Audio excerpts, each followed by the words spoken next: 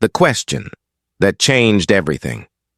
The cafe glowed with afternoon sunlight streaming through tall windows. Rebecca Foster smoothed her red dress nervously, wondering if she'd overdressed for a casual coffee date. At 32, she'd almost said no when her co-worker had offered to set her up with her cousin. "He's wonderful," Linda had promised. "Successful architect, kind, great sense of humor. Just give him a chance." What Linda hadn't mentioned was that he had a daughter. Rebecca watched as a man in a navy suit approached, carrying a little girl who looked about 4 years old. The child had blonde hair and a half ponytail and wore a pink dress with a tulle skirt. "Rebecca?" the man asked with an apologetic smile. "I'm Owen. I'm so sorry. My babysitter canceled last minute. I understand if you want to reschedule." "It's fine," Rebecca said, though her heart sank slightly. She'd been nervous enough about the date without adding a child to the equation. Owen set his daughter down. "This is Harper." "Harper, can you say hello?" The little girl looked up at Rebecca with serious blue eyes but said nothing. She pressed closer to her father's leg, shy. "She's usually more talkative," Owen explained as they sat down. "New people make her nervous." The date started awkwardly. Owen kept trying to engage Harper while also talking to Rebecca. Harper colored in a book, but mostly stayed silent, watching Rebecca with an intensity that felt evaluative. "I'm sorry," Owen said after 20 minutes of stilted conversation. "This probably isn't what you signed up for. Linda told me she'd mentioned Harper, but I'm guessing she didn't?" "She left that detail out," Rebecca admitted. "I understand if you want to leave. Most women do once they realize I'm a package deal." Something in his voice, resignation mixed with sadness, made Rebecca pause. "How long have you been a single dad?" 2 years. Harper's mom died in childbirth complications with our second baby. We lost them both," Owen's voice caught. "It's been just Harper and me since then." Rebecca felt her heart clench. "I'm so sorry." "That must have been devastating." "It was. Still is some days. Harper doesn't remember her mom, which is both a blessing and a tragedy. I try to keep her memory alive, but—" He stopped, clearly uncomfortable sharing so much on a first date. Harper had stopped coloring and was watching them talk. Suddenly, she slid off her chair and walked over to Rebecca. Before Rebecca could react, Harper took her hand. "You're pretty," Harper said quietly. "Like the picture of Mommy in my room." Owen looked mortified. "Harper, sweetheart, that's not— Are you my new mommy?" Harper asked Rebecca directly, her small hand warm in Rebecca's. The cafe seemed to go silent around them. Rebecca saw Owen's face flush with embarrassment, saw tears suddenly in his eyes as he struggled with what to say. "Harper, honey, we talked about this," Owen said gently, pulling Harper back. "Not every lady Daddy meets is going to be your new mommy." "I'm so sorry," he said to Rebecca. "She's been asking about this a lot lately. Other kids at preschool talk about their moms and she wants—" His voice broke. Rebecca's heart shattered watching this man try to compose himself, watching this little girl look between them with hope and confusion. Instead of running, Rebecca knelt down to Harper's level. "I'm not your new mommy, sweetie, but I could be your friend. Would you like that?" Harper studied her seriously. "Do friends stay? Or do they leave like the other ladies?" The question revealed everything.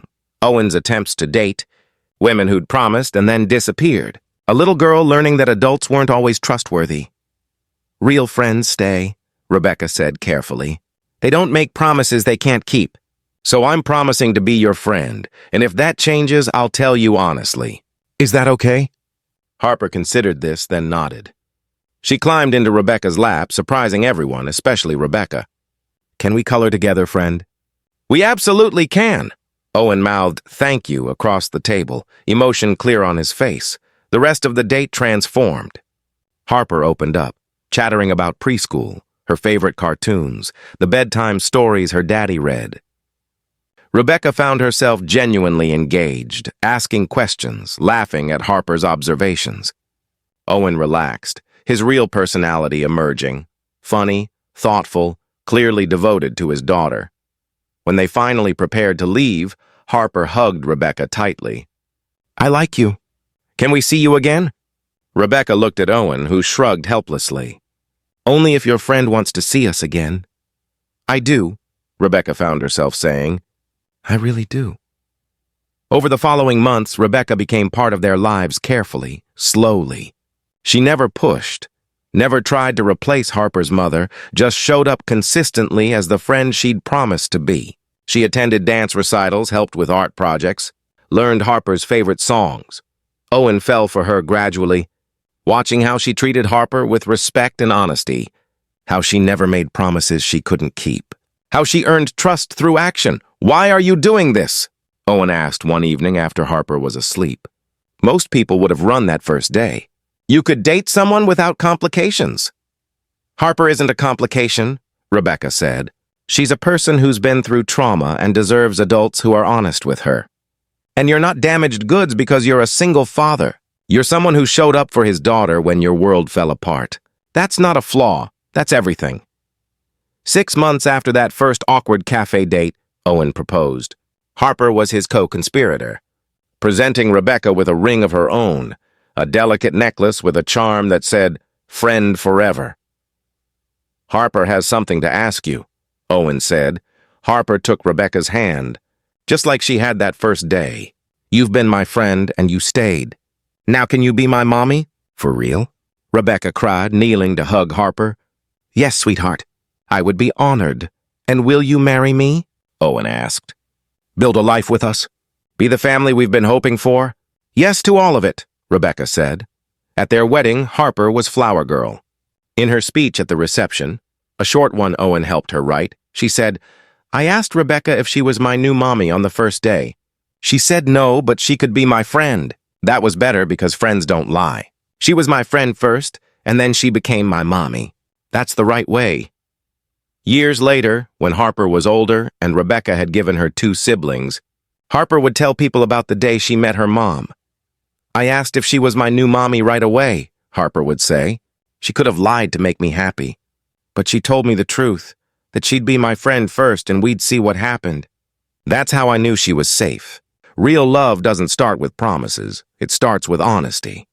Rebecca and Owen often reflected on that chaotic first date. How it could have ended in disaster, but instead became the foundation of their family. Your daughter asked if I was her new mommy within 30 minutes of meeting me. Rebecca would laugh. And you didn't run, Owen would reply. You knelt down, looked her in the eye, and made a promise you could actually keep. That's when I knew you were different. That's when I knew you might be the one. Because sometimes the most difficult first dates become the most meaningful relationships. Sometimes a child's innocent question cuts through all pretense and gets to the heart of what matters. And sometimes the courage to be honest, to say, I can be your friend instead of making empty promises, is what builds the foundation for real, lasting love. If this story touched your heart, please like, share, and subscribe for more tales about chosen families and the power of keeping promises. Comment about a time when honesty mattered more than what people wanted to hear. Those moments of truth change everything.